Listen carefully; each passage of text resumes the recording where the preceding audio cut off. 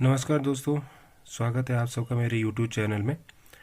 आज हम समझेंगे नॉन वर्बल रीजनिंग में एनालॉगी क्या चीज़ होती है, एनालॉगी क्या होती है, उससे रिलेटेड कुछ क्वेश्चंस हम समझेंगे और ये समझेंगे कि क्या क्या चीज़ें जो हैं हमें एनालॉगी में फिगर्स को कंपेयर करने में मदद करती है। तो सबसे पहले हम समझते हैं एनालॉगी होता क्या है। ये एनालॉगी का डेफिनेशन है। Analogy refers to correspondence or similarity in relationship when a figure exhibits some kind of relationship with another figure on some basis, then the two figures are said to be analogous to each other. हमारे पास दो set होंगे दो figures के, अगर वो दोनों set जो figures में उनके बीच में कुछ रिलेशंस हैं तो जो उन दोनों में कोई रिलेशंस हैं तो हम उस बेसिस पे उन दोनों फिगर्स को जो हम कहते हैं वो एनालॉगस हैं एक दूसरे के लिए। The aim of analogy is to test the candidate ability to understand the relationship between the figures given in questions pair and to find out the pair of figure which is most similar to that relationships. तो इसमें जो main जो चीज़ें होती हैं जो हमें analogy में हेल्प करती हैं, the basis for establishing such relations between the different figures are given below.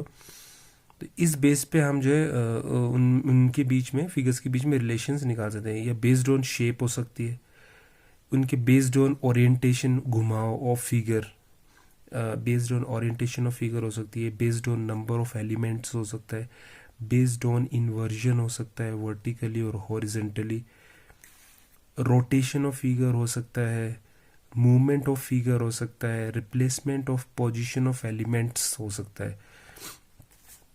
तो ये सब जो है क्राइटेरिया हैं, इस बेसिस पे हम उनकी सिमिलरिटीज निकाल सकते हैं।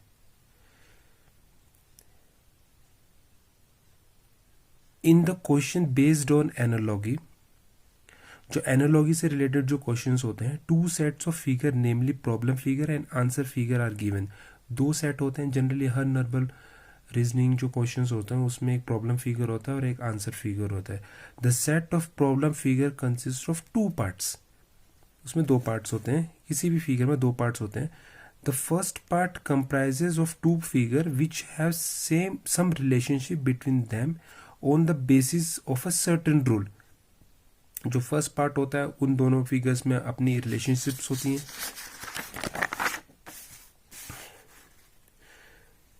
The second part comprises of one figure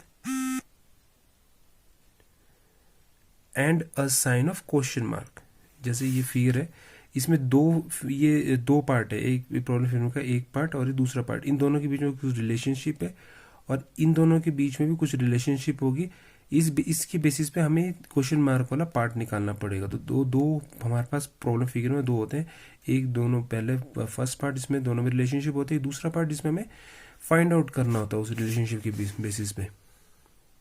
you are asked to select one figure from the set of answer figure to replace question mark but maintaining similar relationship as depicted between the first two figures. इन दोनों figures की relationship को देख के हमें इसके बाद यहाँ कौन सा फिगर आएगा वो हमें फाइंड आउट करना होता है एनालॉगी में। तो let us practise some questions. जैसे इसमें दिया है कि डायरेक्शंस हमें दे रहे हैं कि इलस्ट्रेशन है, इलस्ट्रेशन मतलब उदाहरण example. The second figure of the first part of the problem, यानी कि जो सेकंड फिगर है first part of the problem, यानी ये फर्स्ट पार्ट है प्रॉब्लम का, जो सेकंड फिगर है, second figure bears a certain relation to the first figure. Second figure जो है फर्स्ट फिगर से कोई रिलेशनशिप है। जैसे ये एरो नीचे है तो ये भी नीचे की तरफ है, ये अगर ऊपर है तो ये भी एरो भी ऊपर की तरफ है।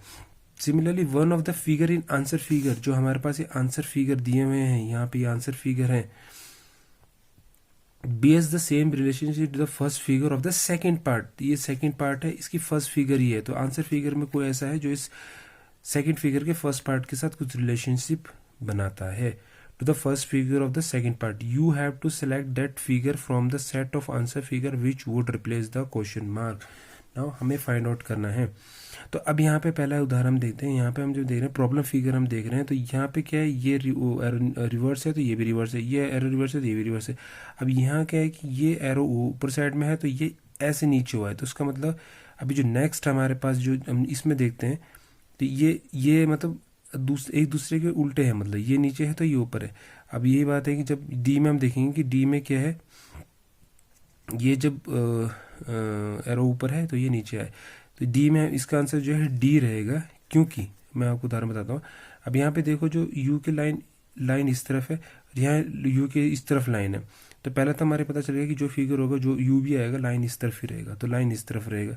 दूसरा क्या है कि जब ये ऊपर था एरो तो ये नीचे था, जब ये ऊपर होगा तो एरो हमारा नीचे होगा। लेकिन यहाँ पे देखो पहले यहाँ इस लाइन पे एरो था, इस पे नहीं था, फिर इसमें एरो आ गया, तो जब ये लाइन नीचे होगी और ये ऊपर की तरफ होगा, लाइन इस तरफ रहेगी और एरो ऊपर की साइड रहेगा, तो यहाँ जो है ये थोड़ा ये जो एरो है ये ऊपर की साइड की तरफ है, ऐसे ऊपर की तरफ एरो है, तो ये यू एरो ऊपर की तरफ है और ये लाइन इस तरीके से। तो इसमें जो है डी वाला हमारा सही उत्तर है। आगे की साइड हम देखते हैं।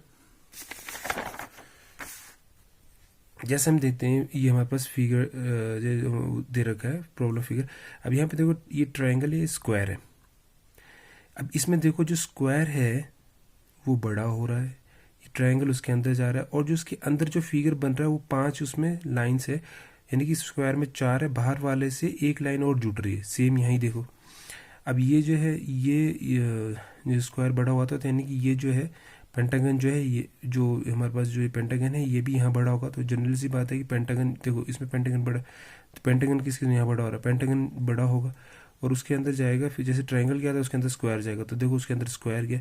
अब जो पेंटागन की यहाँ पे 5 साइड है, जो इसके अंदर जो फिगर आएगी उसकी लाइन मतलब इसमें 5 है तो 6 होंगी। तो यहाँ देखो 1 2 3 4 5 6 हो रही है सेगमेंट।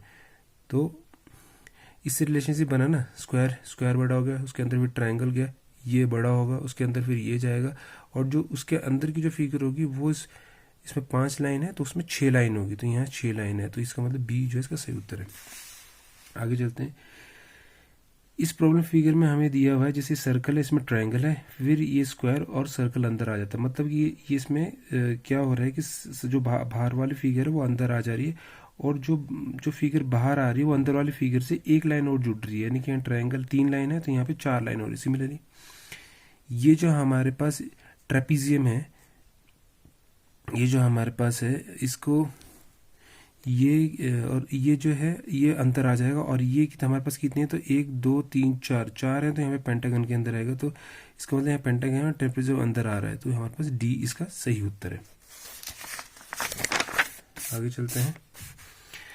इस फिगर में हम देखते हैं कि जो ये हमारे पास लाइन्स हैं, ये प्रॉब्लम फिगर, इसमें हम देखते हैं कि ये हमारे पास 1 2 3 4 लाइन है, और कितने लाइन सेगमेंट लाइन हमारे बाहर जा रही हैं, 1 2 3 4 5 जा रही हैं।